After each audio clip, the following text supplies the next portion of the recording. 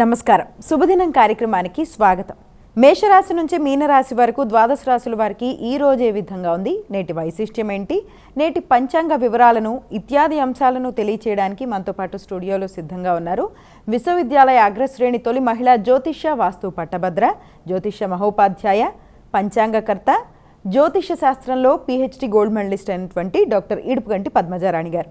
వారితో మాట్లాడదాం. ద్వాదశ రాశుల వారికి ఈరోజు ఏ విధంగా ఉందో అడిగి తెలుసుకుందాం.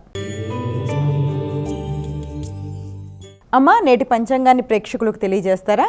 29/12/24 శ్రీ క్రోధీనామ సంవత్సర దక్షిణాయనం మార్గశిర మాసం శుక్లపక్షం కృష్ణపక్షం ఆదివారం. సూర్యోదయం ఉదయం 6:45, సూర్యాస్తమయం సాయంత్రం 5:52, తిథి చతుర్దశి రాత్రి తెల్లవారుజామున 4:01, నక్షత్రం జ్యేష్ఠ రాత్రి 11:22, యోగాలు గండ రాత్రి 9:41, కరణము విష్టి మధ్యాహ్నం 3:51, కరణము శకుని రాత్రి తెల్లవారుజామున 4:01, రాహుకాలం సాయంత్రం 4:28 నుంచి 5:52 వరకు, గుళిక కాలం మధ్యాహ్నం 3:05 నుంచి 4:28 వరకు, యమగండం మధ్యాహ్నం 12:18 నుంచి 1:42 వరకు, అభిజిత్ ముహూర్తం ఉదయం 11:56 నుంచి 12:41 వరకు, దుర్ముహూర్తం సాయంత్రం 4:23 నుంచి 5:07 వరకు, అమృతకాలం మధ్యాహ్నం 2:09 నుంచి 3:49 వరకు. ఇది నేటి పంచాంగం.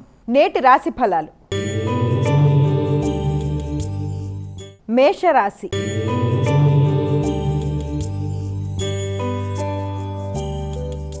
అమ్మ, మేషరాశి వారికి ఎలా ఉంది ఈరోజు? మేషరాశి వారికి ఆర్థికపరమైన విషయాల్లో కొంత క్లిష్టతరంగా ఉండడం, అలాగే ఆకస్మికమైన ప్రయాణాలు, ముఖ్యమైన విషయాలు కొంత వాయిదా పడడం, దానివల్ల కొంత చికాకులు అధికంగా ఉండే అవకాశాలు లాంటివి కనబడుతున్నాయి. వాటిని అధిగమించే విధంగా ఆరోగ్య విషయంలో కూడా శ్రద్ధ తీసుకుంటూ ముందుకు వెళ్ళి అన్ని విధాలుగా కూడా అనుకున్నవి సాధిస్తారు. వృషభ రాశి.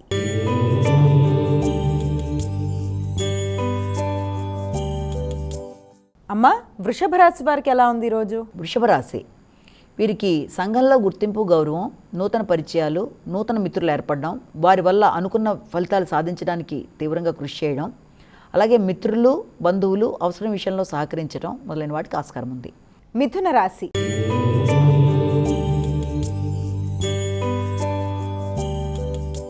అమ్మ, మిథున రాశి వారికి ఎలా ఉంది ఈరోజు? మిథున రాశి వాళ్ళ విషయం తీసుకున్నట్లయితే ముఖ్యమైన విషయాలలో, అంటే ఆర్థిక సంబంధమైన విషయాలలో కానీ, లేకపోతే ఏదన్నా ఆరోగ్య సంబంధమైన రోగనిరోధక శక్తిని పెంచుకునే విషయం మీద ఎక్కువ దృష్టి సారించడం, అలాగే మిమ్మల్ని ఇబ్బంది పెట్టడానికి వ్యక్తులు ప్రయత్నం చేస్తున్నప్పటికీ శత్రువుల మీద ఆధిపత్యంతో మీ యొక్క కృషిశీలత పెరుగుతూ నైపుణ్యాలను పెంచుకుంటూ వాళ్ళని పెడుతున్న ఇబ్బందిని అధిగమిస్తూ ముందుకు పెడతారు.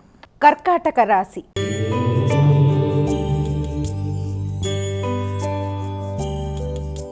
అమ్మ, కర్కాటక రాశి వారికి ఎలా ఉంది ఈరోజు? కర్కాటక రాశి వాళ్ళు మీ ఆలోచనలు ఫలిస్తాయి, నూతన నిర్ణయాలు తీసుకుంటారు, సంతానం మీకు అనుకూలంగా ఉంటుంది, ఇన్వెస్ట్మెంట్స్ కోసం చేసే ప్రయత్నాలు చాలా వరకు అనుకూలంగా ఉంటాయి. అయినప్పటికీ మానసిక ఆందోళన కొంత అధికంగా ఉంటుంది. దాన్ని అధిగమించే ప్రయత్నాలు చేసి అనుకున్న పనులు అనుకున్న సమయంలో సాధిస్తూ పెండింగ్ వర్క్ లేకుండా ముందుకు పెడతారు. సింహరాశి.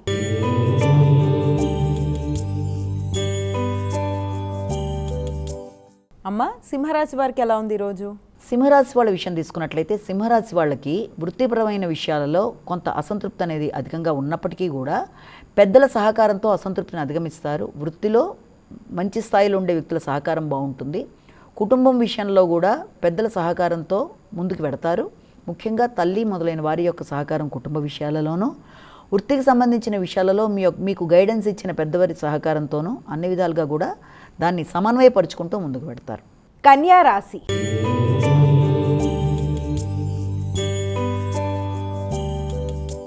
అమ్మ, కన్యా రాశి వారికి ఎలా ఉంది ఈరోజు? కన్యారాశి వాళ్ళ విషయంలో ముఖ్యమైన విషయాలలో దగ్గర ప్రయాణాలు కానీ, లేకపోతే స్థిర నిర్ణయాలు కానీ, అలాగే ఆధ్యాత్మిక సంబంధమైన ప్రయాణాల విషయంలో కానీ, దగ్గర ప్రయాణాలు అయినప్పటికీ అవి ఆధ్యాత్మిక సంబంధంగా ఉండడం వల్ల మీరు ఎక్కువ ఆలోచనలు శ్రద్ధ వహిస్తూ ముందుకు పెడతారు. స్థిర నిర్ణయాలు పెరుగుతాయి. ఎవరి మీద ఆధారపడడానికి ఎక్కువ ఇష్టపడరు. అయినప్పటికీ మీకు అవసరమైన సమయంలో మీ జీవిత భాగస్వామి సహకరిస్తూ మీరు అనుకున్న పనులు నిర్వర్తించుకోగలుగుతారు. తులారాశి.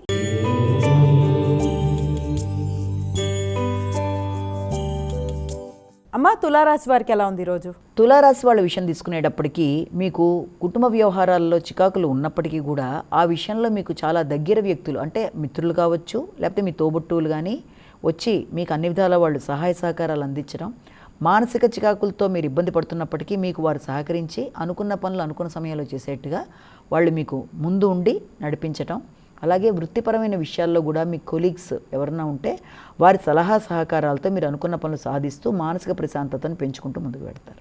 వృశ్చిక రాశి.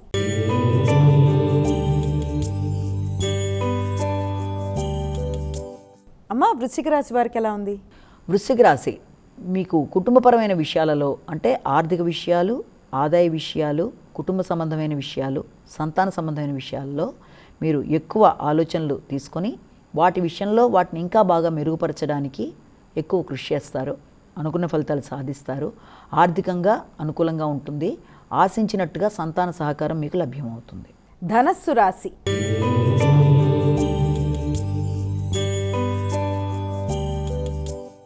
అమ్మ, ధనస్సు రాశి వారికి ఎలా ఉంది ఈరోజు? ధనుస్సు రాశి వాళ్ళకి ముఖ్యమైన విషయాలలో అంటే మీరు ఏ కార్యక్రమం అయితే చేద్దామని మీరు ప్రయత్నం చేస్తున్నారో ముఖ్యంగా స్థిరాస్తులకు సంబంధించిన ఆలోచనలు అధికంగా ఉంటాయి. ఖర్చులు అధికంగా ఉంటాయి. అధికమైన ఖర్చులతో మీకు ఆల్రెడీ ఉండే రుణాలు ఏదైనా ఉన్నా చెల్లించడం, న్యాయ సంబంధమైన విషయాల కోసం ఎక్కువ ఆలోచన చేయడం, అలాగే మిత్రులలో కూడా నాయకులు అంటే ఏదన్నా న్యాయ సంబంధమైన వృత్తిలో ఉండే వ్యక్తులు అంటే లాయర్లను సంప్రదించడం, ఆరోగ్య సంబంధమైన విషయాల్లో డాక్టర్లను సంప్రదించడం, వ్యక్తిగత శ్రద్ధ, న్యాయపరమైన విషయాల మీద ఆసక్తి, వాటికి సంబంధించిన ఖర్చులు కొంత అధికంగా ఉంది. మకర రాశి.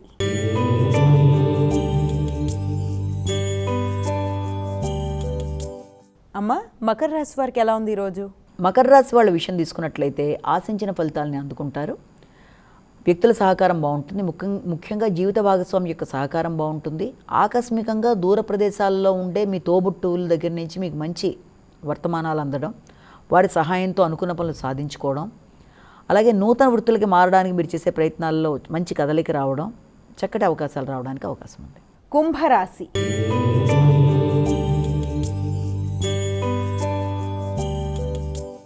అమ్మ, కుంభరాశి వారికి ఎలా ఉంది ఈరోజు? కుంభరాశి వాళ్ళకి కుటుంబపరమైన విషయాలు, ఆర్థికపరమైన విషయాలు అంటే వృత్తికి సంబంధించిన విషయాలలో ఆర్థిక సంబంధమైన విషయాలు మీకు అనుకూలంగా ఉంటాయి. అలాగే పోటీలలో నెగ్గడం, నూతన వృత్తుల కొరకు చేసే ప్రయత్నాలు అనుకూలంగా ఉండడం, దాని కుటుంబ సభ్యుల తోడ్పాటు బాగుండడం, నూతన గృహాలు మార్పు కొరకు మీరు చేసే ప్రయత్నాలు చాలా వరకు అనుకూలంగా ఉంటాయి. మీనరాశి.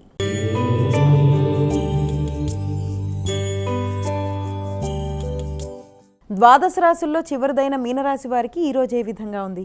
మీనరాశి వాళ్ళ విషయం వచ్చేప్పటికీ దూర ప్రయాణాలకు అవకాశం అధికంగా ఉంటుంది. ఉపాసనా బలాన్ని పెంచుకుంటారు. ఆధ్యాత్మిక ఆలోచనలు చేస్తారు. ఆధ్యాత్మిక పరంగా ఉన్న వ్యక్తుల ప్రవచనాలు వినడం, వారిని కలవడం, వారి ఆశీస్సులు తీసుకోవడం మొదలైనవి చేయడం అనేది జరుగుతుంది. అయినప్పటికీ దూర ప్రదేశాల్లో ఉండే సంతానానికి సంబంధించిన వ్యక్తుల దగ్గర నుంచి, సంతానానికి సంబంధించి కానీ సంతానానికి సహకరించే వ్యక్తుల దగ్గర నుంచి కానీ మంచి విషయాలు మీరు వినడం, వారి విద్యకు సంబంధించి మీరు మంచి సహకారాలు అందించడం మొదలైన వాటికి ఆస్కారం ఉంది. అమ్మ, ద్వాదశ రాశుల వారు వారికి వారే చక్కగా సులభతరంగా చేసుకోగలిగే పరిహారాన్ని తెలియజేస్తారా? ఇవాళ ద్వాదశ రాశుల వారు కూడా తమ తమ ఇష్టదైవాన్ని ప్రార్థించుకోవడంతో రోజును ఎలాగూ ప్రారంభిస్తారు. అది సరే, దానితో పాటుగా ఇంకా మీకు గనక అవకాశం ఉన్నట్లయితే తప్పనిసరిగా మనకి నిత్యం కనబడే సూర్యనారాయణ స్వామిని ప్రార్థించడం వల్ల, అంటే సూర్యనారాయణ స్వామికి సంబంధించిన ఆదిత్య హృదయం చేయడం, లేకపోతే ఆదిత్య హృదయం వినడం, ఇవి కూడా చాలా మంచి ఫలితాలు ఇస్తాయి.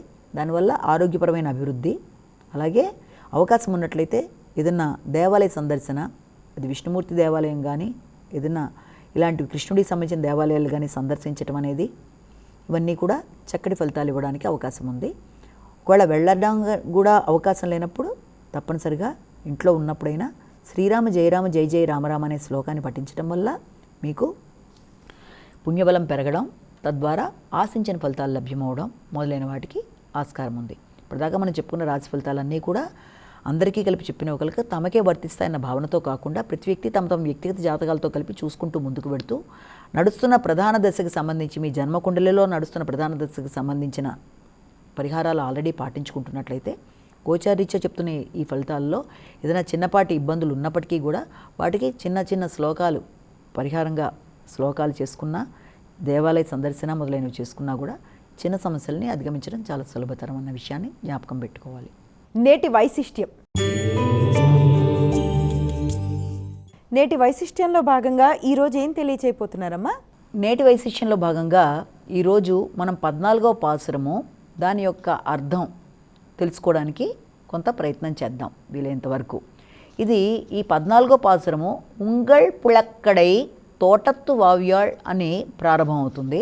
అంటే ఇందులో ఏంటంటే ఏం చెప్పదలుచుకున్నారంటే, అందరికంటే ముందే నిద్రలేస్తానన్నావు, మమ్మల్ని అందరినీ నిద్రలేపుతానని కూడా ప్రతిజ్ఞ చేశావు. నిద్రలో మునిగి లేవకున్న ఒక గోపికను అలా చెప్పి తనే నిద్రలో మునిగిపోయిన ఒక గోపికను ఈరోజు లేపడంతో ఇది ప్రారంభమవుతుంది. ఈ గోపిక విశాల భవనంలో ఉందిట. ఆ భవనం వెనుకాల పెద్ద తోట, ఆ తోటలో ఒక అందాల కొలను, ఆ కొలంలో కలువలు తామరలు. ఇది ఒక అందమైన సన్నివేశం. దానికి అమ్మవారు ఎలా చెప్తుందంటే, ఆండ్రాళ్ళ తల్లి, అమ్మ చూసావా, తామర పూలు వికసించాయి, కలువ పూలు ముడుచుకుపోతున్నవి. తెల్లవారిందమ్మ, లే, ఎర్రని కాషాయములు ధరించి తెల్లని పలువరుసున్న సన్యాసులు దేవాలయమునకు ఆరాధన చేయుటకే వెళుచున్నారు. ముందుగా లేచి మమ్మల్ని లేపుతానన్నావు, మాట ఇచ్చావు, మాట తప్పావు. మంచి మాటకారివే. పరిపూర్ణులారా, ఆజానుబాహుడు, పొండరీకాక్షుడు, శంఖచక్రధారి అయిన శ్రీమన్నారాయణుని కీర్తిద్దాం రా అని పిలుస్తారనమాట. అంటే దీంట్లో గనక అర్థాన్ని గనక మనం చూసినట్లయితే, ఈ గోపిక అంతర్యామి ఉపాసన చేస్తుంది. మన శరీర భవనం వెనకాల ఒక తోట ఉంది, అదే ఆరామం, అదే భగవంతుడు విహరించే స్థలం, అదే మన వెన్నుపూసలో ఉండే చైతన్య ప్రసరణ మార్గమైన నాడీ మండలం. అది మన నాభి క్రింద నుండి శిరస్థానం దాకా వ్యాపించి ఉంటుంది. దానిలో మనం ప్రయాణం చేసి భగవద్ దర్శనం చేస్తాం. అలా సుషుమ్న నాడిలో ప్రయాణిస్తున్న వాడిని ఆత్మారాముడు అని అంటాం. ఆరామం అంటే తోట, ఆత్మయందే తోటలో విహరించేవారే ఆత్మారాములు. ఆ తోట మధ్యలో ఉండే కొలను, దానిలో పద్మాలు, ఇవన్నీ కూడా అవే మూలాధార స్వాదిష్టాన చక్రాలు. అవి 7 పద్మాలుగా వికసిస్తున్నాయి. అవే జ్ఞానేంద్రియాలు, అనగా ఆత్మారాముని ప్రయాణానికి అవి అంతయు కూడా సులభంగా అనుకూలంగా ఉంది. ఇక కలువలంటే ఇంద్రియాలు. అవి విషయములను అనుభవింపచేసి ఆహ్లాదాన్ని కలిగిస్తాయి. అవి ముడుచుకుపోతున్నాయి. అనగా మా జ్ఞానేంద్రియాలు బాహ్య విషయాల విషయంలో ప్రసరించట్లేదు అని గోదాదేవి చెప్తోందిట.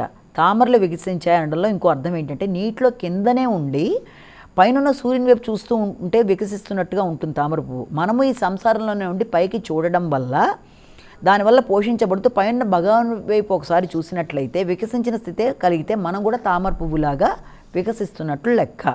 కాబట్టి ఇదంతా ఈ రకంగా మనకి చెప్తుంది. అష్టాక్షరి మంత్రమే ఆవిడ తోట, అందులో కొలను అష్టాక్షరి మంత్రముల మధ్యపదము నమః అని దాని గురించి ఆవిడ వివరం అంతా కూడా చెప్తుంది. కాషాయం ధరించిన సన్యాసులు కుంచకొలను చేతబట్టుకొని ఆలయం వైపు పెడుతున్నారు ఆరాధన చేయడానికంటే అర్థం, కాషాయాలు వైరాగ్యానికి సంకేతాలు. సన్యాసులు తెల్లని పలువరుస కలిగి ఉన్నారట. అదే వారికి వాక్శుద్ధి, ఆహార శుద్ధి. శిష్యులకి ఉపదేశం చే తమ హృదయస్థానంలో పరమాత్మను ఎరుగుతారు. ఆ ఉపదేశమే ఆలయాలు తలుపు తెరిచి కుంచెకోల, అంటే ఆలయ తలుపు తెరవడమే కుంచెకోల. ఈ ఆచార్య ఉపదేశ ముద్ర ఓంకారంతో ప్రారంభమవుతుంది. అంటే జీవాత్మని పరమాత్మని చేర్చటమే ఆచార్యులు చేసే పని. ఇక్కడ ఈరోజు మేల్కోపడిన అళ్వార్లు ఎవరు అంటే, ఆ గోపిక విప్రనారాయణులు. వీరినే తొందరడిప్పొడి అళ్వార్లు అంటారు. తొందరడిప్పొడి అళ్వార్లు అంటే భక్తాంగ్రి రేణువు అని సంస్కృత నామం. దీనికి ఏంటంటే, వీరు మహాభక్తులు, బ్రహ్మచార్యాన్ని అవలంబించి వేదాంగాలు చదివి తుదకు భగవంతునికి పుష్పమాల కైంకర్యాన్ని మించింది లేదని ఆయన తాను పుట్టిన ఊరు అన్నీ వదిలి శ్రీరంగాన్ని సమీపాన పుష్పవనాన్ని పెంచి అచట తానుండి శ్రీరంగనాథుని యొక్క సేవ కొరకు భక్తి శ్రద్ధలతో చేయడం మొదలుపెట్టారు.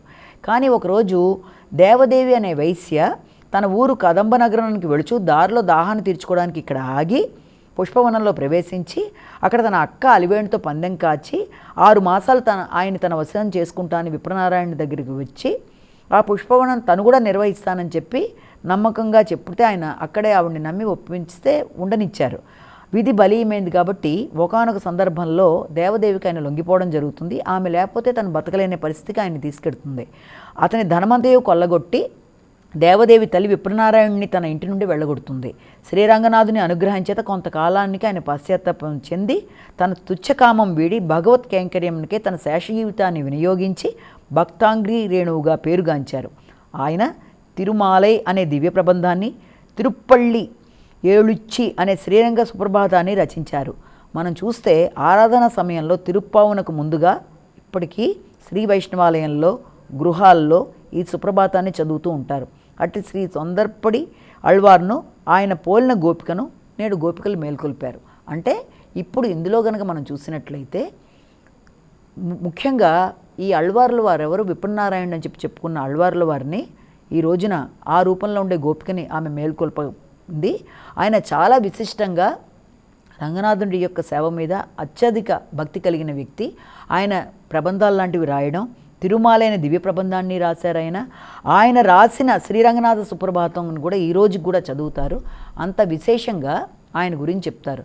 ఆయన భగవంతుడికి సేవ చేయడమే ముఖ్యం. భగవంతుడి కైంకర్యాని కోసం ఆయన ఒక పూల తోటను పెంచి తన జీవితంలో ఆయన సేవ చేస్తూ అక్కడ గడపాలనుకున్నప్పుడు ఆయనకి ఎదురైన ఈ రకమైన ఇబ్బందిని కూడా ఆయనలోంచి తొలగించి ఆయన్ని మళ్ళీ ప్రబంధాలు రాసేట్టుగాను, తిరుమాలైన దివ్య ప్రబంధాన్ని రాసేట్టుగాను, ఆయన శేషయూతాన్ని ఉపయోగించుకుంటూ అక్కడే ఉండేట్టుగాను శ్రీరంగనాథుడి యొక్క లీలా విశిష్టంలో ఒకటి మనం ఇక్కడ చెప్పుకుంటాం.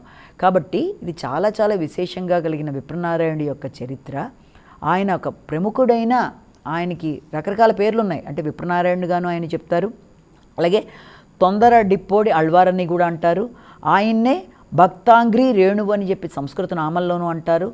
ఏది ఏమైనా ఆయన జీవిత శేషం అంతా కూడా, శేష జీవితం మొత్తం కూడా ఆయన శ్రీరంగనాథుడి సేవలోనే తరించాలి అని చెప్పే మంచి ఉద్దేశంతో ఆయన ఉండడం, ఆయన రాసినవన్నీ కూడా ఇప్పటికీ ఆరాధన సమయానికి ముందు, తిరుప్పావుకు ముందుగా వచ్చే సుప్రభాతం కూడా నేడు వైష్ణవాలయాల్లో, గృహాల్లో సుప్రభాతాన్ని ఖచ్చితంగా చదువుతూ ఉంటారు. తిరుప్పల్లి ఏ లిచ్చి అనేది చాలా విశేషమైనది సుప్రభాతాన్ని ముందు చదివేది.